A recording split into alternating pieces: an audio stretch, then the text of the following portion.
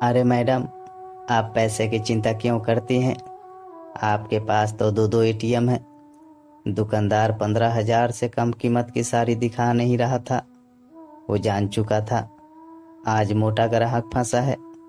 महिला के साथ उसके पति और कमाऊ बेटा आए हैं जो उसे मनपसंद साड़ी दिलवाना चाहते हैं। इधर रीत सोचती, इतनी महंगी साड़ी एक उत्सव में पहनो, फिर अलमारी में ही रहेगी, तो क्यों ना थोड़ी सस्ती ही साड़ी खरीदी जाए। रीत ने पसंद ना आने का बहाना बना लिया। उस दिन साड़ी खरीदी नहीं। घर आने पर आंसू ने रीत पर खींचते हुए कहा, क्या मम्मी, अब तो आप अच्छी अच्छी महंगी साड़ियाँ पहना करें। अब तो आपका बेटा भी नौकरी करने लगा है। पहले की बात कुछ और थी। पापा अकेले कमाने वाले, ऊपर से हम लोगों की पढ़ाई लिखाई। पुरानी बातें सोचते सोचते आंसू कब अतीत की स्मृतियों में खो गया, उसे पता नहीं चला। सब आंटियों के साथ मम्मी भी शॉपिंग करने जाती थी।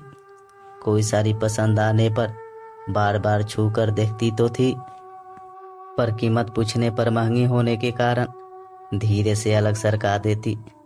फिर बोलती पसंद नहीं आया और सस्ती साड़ी ले आती। फिर बोलती मुझे तो यही पसंद है। आंसू छोटा होने के कारण समझ नहीं पाता। वो सोचता शायद मम्मी की पसंद ऐसी ही है। घर लाकर पापा को दिखाती। पापा बोलते भी दूसरी वाली क्यों नहीं ली, ये तो कोई खास नहीं है।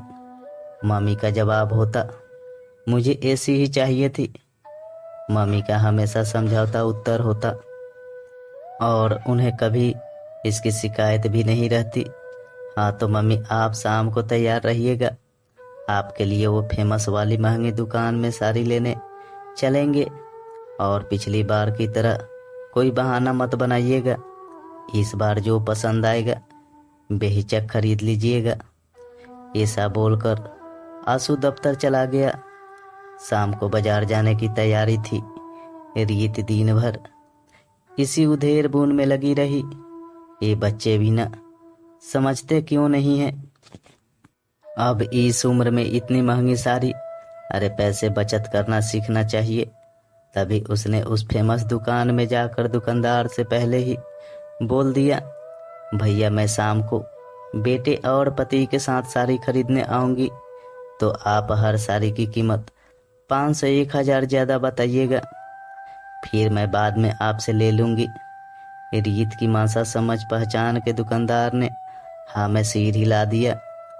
दफ्तर से लौटते समय अंशु सोच रहा था, ये मम्मी भी ना ज्यादा दाम देखकर साड़ी खरीदती नहीं है। उनके दिमाग से गरीबी कंजूसी समझौता टाइप की कीड़ा निकल नहीं पाया है। मैं एक काम करता हूँ, दुकानदार से पहले से ही कुछ बातें कर लेता हूँ। दुकान पहुँचते ही आंसू ने दुकानदार से कहा, अंकल शाम को मम्मी आएंगी साड़ी खरीदने। आप सभी साड़ियों की कीमत 500-1000 कम करके बताइएगा, बाद में मैं आपको दे दूंगा।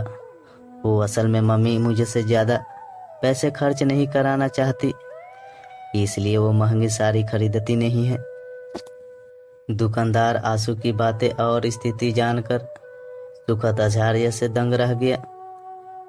इस जमाने में भी ऐसे बच्चे हैं जो माँ बाप को जताए और बताए बिना इतनी परवाह करते हैं, वरना कुछ बच्चे तो एक करेंगे और 10 बताएंगे। हाँ बेटा जरूर।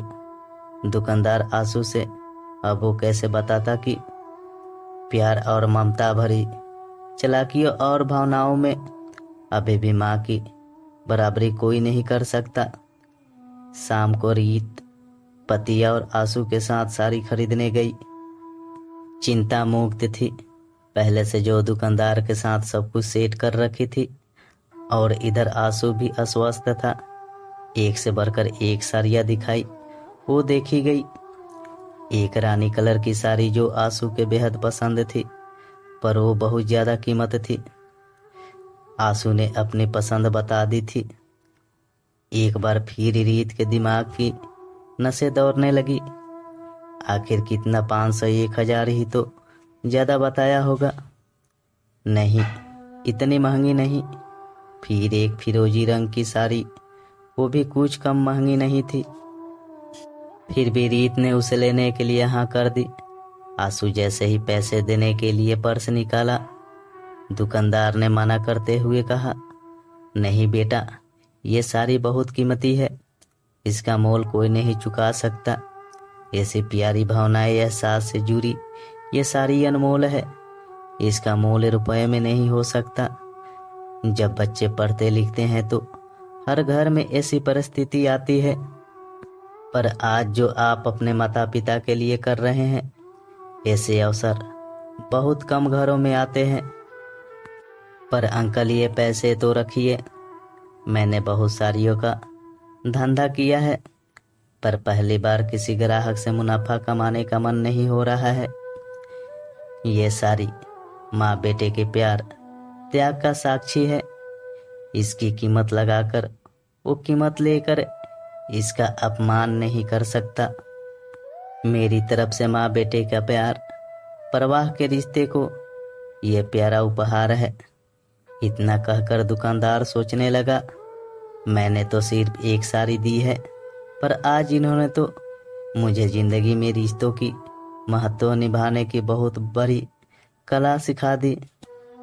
तो दोस्तों, ये कहानी अगर आपको पसंद आई हो तो मेरे वीडियो को लाइक करके चैनल को सब्सक्राइब जरूर करें।